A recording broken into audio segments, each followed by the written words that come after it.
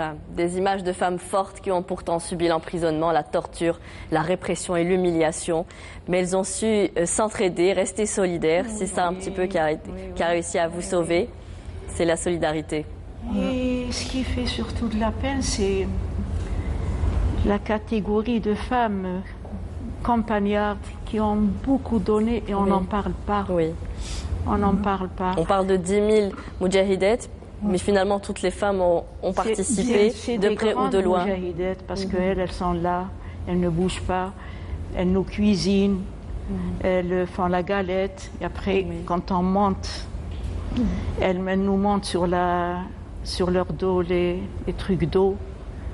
Elles font la galette, elles ramènent la galette. Alors j'ai un chiffre, je ne sais pas, vous allez me confirmer, environ 2000 Algériennes ont pris le maquis. Elles étaient très jeunes, enfin vous étiez très jeunes, pour celles qui ont pris le maquis entre 20 et 30 ans, même pas, peut-être avant, même 18 20 ans. Je les ai fait au maquis. Voilà, vous avez fêté vos 20 ans au maquis. Vous êtes diplômée de l'école d'infirmière de Sétif. Et on a fait appel à vous. On vous a demandé d'aider vos compagnons, vos frères dans la lutte armée. Et c'est là que vous avez pris conscience que vous pouviez apporter quelque chose dans la révolution. Ben oui. Vous êtes entré de plein pied sans hésiter. Sans hésiter, sans réfléchir. Une fois le diplôme en poche, racontez-nous un petit peu votre parcours. Le parcours, j'avais commencé à Borges avec les sœurs Aïcha Haddad, Malika Gaïd. Et on faisait ça avec joie. Et naturel apparemment. Tout naturellement. Voilà, on collectait les médicaments. Après, moi, j'ai été rappelée, on m'appelait pour exercer à Batna, comme il n'y avait pas d'infirmière diplômée, oui. Il y a un médecin, un certain Hamdiken, qui a fait appel à moi. Donc, j'ai continué, en pire même. En fait, quand tout le monde était bouillé à Batna, tout le monde travaillait. On ne pouvait pas dire l'autre ne collecte pas ou ne travaille pas. Tout le monde travaillait. Et dans tous les domaines, chacun avait son domaine. Donc, on faisait ça de façon très naturelle. J'ai eu ma jeune sœur qui était collégienne. Elle était dans un lycée français, elle était bien. Une certaine Habiba, elle avait 14 ans. C'était son année de son brevet. Elles étaient 7 filles, elles ont pris le maquis. Quand elle a appris que j'activais, moi je ne savais même pas qu'elle travaillait aussi. Elle a pris le maquis 3 jours avant moi. Elles étaient 7. C'est-à-dire que vous partiez sans même l'annoncer à vos familles, vous quittiez tout du jour au lendemain. Moi, ma mère se doutait un peu parce qu'une année j'ai travaillé dans le civil, je faisais le va-et-vient. Elle s'est un peu doutée, elle n'était pas contre, elle n'était pas pour. C'était toujours... J'ai un seul frère, elle avait très peur pour son fils. Tu vas le faire tuer, regarde. Bon. Et on ne pensait pas que les filles, elles aussi, pouvaient lutter auprès des hommes. Eh bien, ma jeune sœur est montée. Et après, tout de suite après, 3 jours après, moi aussi, quelqu'un m'a dénoncé.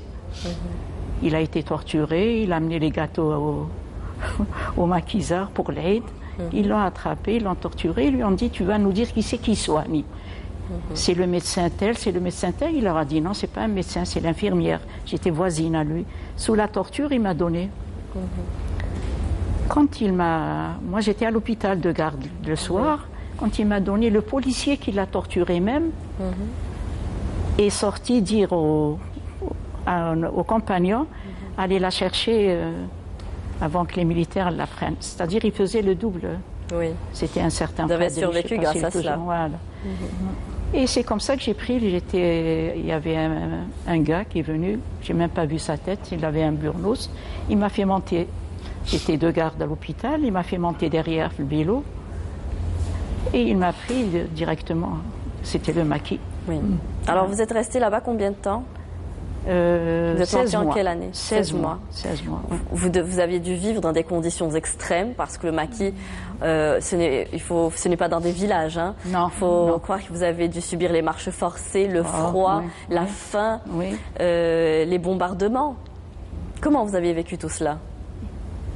Et je me trouvais avec quelqu'un qui était vraiment très sévère, un certain Haj Lakhdar.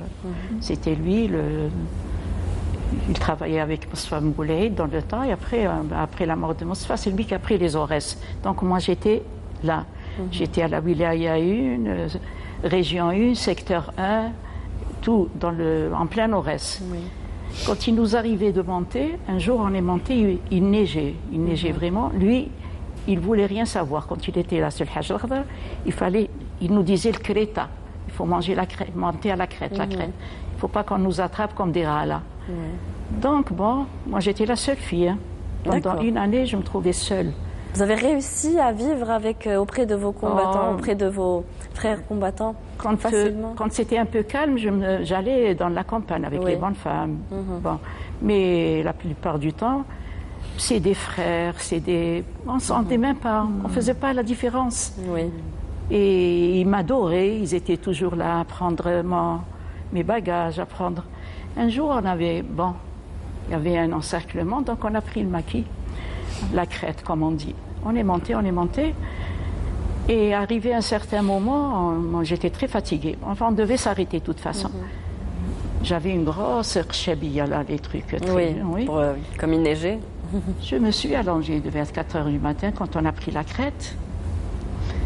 Et la neige a commencé à tomber dessus. Donc, eux, ils se sont parqués un peu plus loin. Il neigeait, la neige m'a complètement couverte. Je me suis rendue de rien, comme de rien. La fatigue, le froid et tout ça, j'étais bien protégée. Au moment où ils distribuaient à manger, ils m'ont cherché, ils ne m'ont pas trouvée. Ils ont eu une peur bleue. Ils ont dit, on l'a perdue, elle est où? Ils ont, je ne sais pas, un quart d'heure, sinon plus, ils paraissent, ils ont cherché, elle est où? Il y a le bout de mon patoga qui sortait. Il sortait là. Et après... Vous avez poursuivi. On m'a déterré. Oui, de la neige, on va le dire.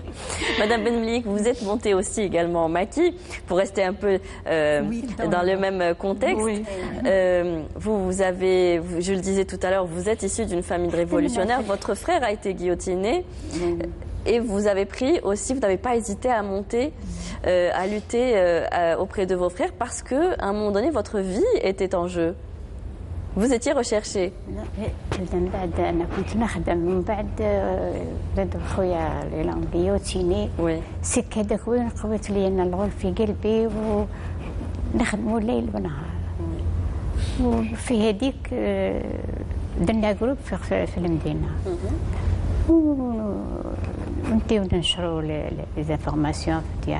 Vous avez travaillé en tant qu'agent de liaison d'abord? Oui, agent de liaison. من بعد كي عدت recherché قرروا عليا جاوني la police دخلوا. C'est-à-dire agent de liaison, vous faisiez quoi exactement? Vous transportiez quoi? Des armes? واش كنتي رافده معك سلاح؟ واش كنتي ترفدي معك؟ نهزوا السلاح تاع المجاهدين اللي يجيو اغمي فدائيين تاع المدينه عايشين في المدينه هكذا كل مره في بلاصه كي يعودوا رايحين يبعثوا لي نهز انا البانيه داك فيه 2 3 مات وهما يمشيو الاولين هكا في نص الغاشي وانا ديما انا غيار هكا وين يشوفوا العسكر جا قدام جا عسكر والله يعني هجمه هم يدوروا تسليت البانيه انا تحت الملايه ثم يهزوا السلاح تاعهم من الماك نتاعو يكروشيو ولا يسترهم ربي يمنعوا ولا مي حتى نوصل لهم السلاح للطوموبيل معهم هادو هذيك كنتي في المدينه؟ كنت في المدينه. ومن بعد كي طلعتي للجبل؟ من بعد كي عدت غشيرشي الجماعه بعثوني للشلغوم قعدت شهر حتى جاز رمضان وكي دخلت الساعه جابوا لي لا توني داك البالاديوم سالوير اكسيتيرا وداوني. Vous êtes monté en 59 au maquis, c'est cela? Vous êtes monté en 59. En quelle année vous êtes monté au maquis? En 59. انا خدمت بزاف في المدينه. كنت نخدم وحدي وحده ما عنديش اللي يبيعني ولا اللي يقرر عليا. كي نتحاسب مع المسؤول تاع المدينه.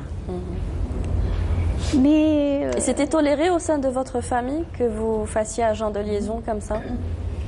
Oui, bien sûr. Toute la famille travaille. Même خويا وني صغير وكان يخدم ويبعثوه يجيب لهم الحوايج هكا الشيء اللي يستحقوا يجيبوا لهم حتى كبر معاهم. مي نقول لك حنا خدمنا بزاف مع الفدائيين في قسنطينه. وكنا عندنا سكنة شوية بعيدة على المدينة الجماعة يجيبوا تما يتنفسوا يبقاو بروغرامي واش يديروا واش ما يديروا واش C'est-à-dire que... Après, vous êtes monté au maquis, vous avez fait la propagande. Oui, la propagande, هذيك. نكوتيزيو لي كوتيزاسيون نتحاسبوا معاهم ماشي هذوك انا خدمت وحدي ما صرا لي والو اللي قار عليا هو واحد من الحومه رحت له ملحفه وديت له البريه عطاني المسؤول تاعنا سي الشريف رحماني قال يديها لفلان ورحت له مع المغرب كي ما لقيتوش خليتها لمرتو قلت لها هاي الرساله هذيك يجي يعطيها له قول له يقراها ويدير واش فيها انتر طون كي جيت انا طالعه كوانسينا في انا ملحفه باسكو كي نديروا الخدمه في النهار ما نبانوش مي في الليل تبان فانا صغيره ملحفه ولا بيغ surtout qu'à l'époque une femme dehors et voilée c'était pas courant voilà بقى يشوف معايا حتى راسي كي راح للدار قالوا لي جات امراه ملحفه وهاي واش جابت لك قالت لك السلاح هاي البريه قراها وطبق لي في البريه خلاه هو داك الشيء هكذاك وجا ورايا يحس فيا وين ندخل وين دار وين علاه وتانا دخلت لي فازان اللي فوقنا باب محلول وقعدت في السقيفه ما عملوش بيا كي نطلع عليه نلقاه مازال مع الحيط يسالنا باسكو هذا حنا بكري اللي ما يخدمش الطوره مليح يقولوا سيدي بلو وقعد يعس بعد شكي تخبى ولا واش درت زمان. À cause de lui vous avez failli vous faire prendre. ومن بعد الساعه كي لقيتو ما كاينش روحت لداري بقيت نحكي مع عمارك وخاوتي قلت لهم فوالا كيسباس شوفي ما كاينش اون اور دو طون تمشي البيع على هذاك اللي داولوا البريه وداولوا Il a été dénoncé. هزوه في الليل احنا ما على باليش اني قوه كبيره هودت تاع العسكر من بعد ما نطلعوا انا ما على باليش في الدفاع كي صباح انايا لقى وحده جات طبطبت عليا قلت لي شكون داك العسكر اللي هود البارح راهم هزوا عمار الشامبيط انا ما بينتلهاش Vous avez compris que votre vie était en